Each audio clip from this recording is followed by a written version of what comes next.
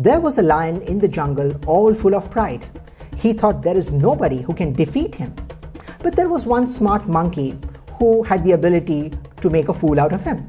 So the monkey went to the lion and said, "Sir, there is somebody who is bigger and stronger than you in the jungle." The mighty lion couldn't tolerate this. He said, "Let me go and meet him." So the monkey took him to the nearest well. As soon as the foolish lion looked into the well, he could see his own image, and he confused it to be another lion. So the lion started roaring, and out came the roar from the well as well. And the roaring began even more intense, and so on and so forth. Finally, the lion couldn't balance himself and he fell into the well.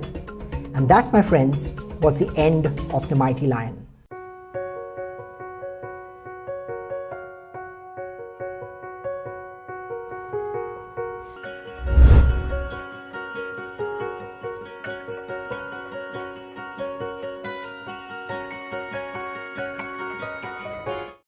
Now that was an interesting story, isn't it?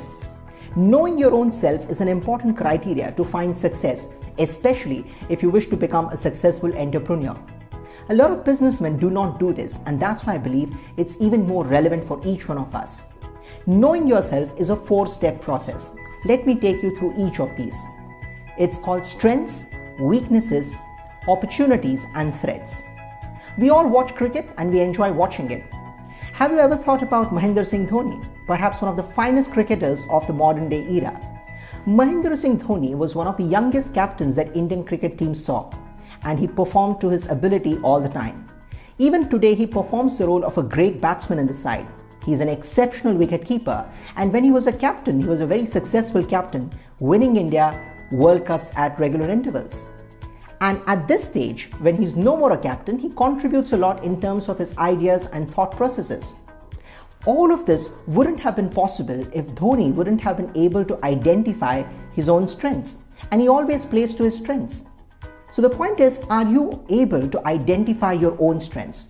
Because if you are, then you'll be able to leverage your strengths. The second important aspect in knowing yourself is to look at your own weaknesses. There are a lot of people who are not even aware of the weaknesses that they possess, and therefore they fumble. This is where a player like Sachin Tendulkar becomes such a relevant player. We all know him to be an exceptional master batsman. But are you sure that when he started his career, he was clear about his ideas? Perhaps the answer is no. He wanted to be a fast bowler. However, his coach suggested that fast bowling is not his strength, it's his weakness. And therefore he decided to consolidate his energies on further sharpening his strengths. And we all know what happened after that. The rest is history. So the point is, he was aware of his weaknesses, and therefore he decided to focus more on his strengths rather than spending too much energy on his weaknesses. Then comes opportunities. We all love to have opportunities, don't we? But how many of us actually make great use of these opportunities?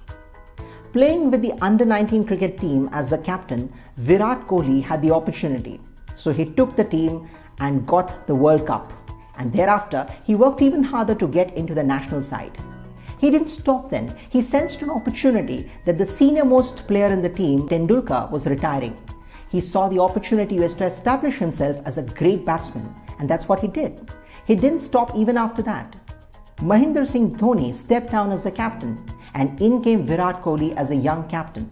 And even today, he has established himself as a master batsman, the most reliable batsman in the team, and also a dependable captain with a great record to his side. So the point is, he learned to make use of the opportunities that he got on his side. How many of us think of using opportunities that we get?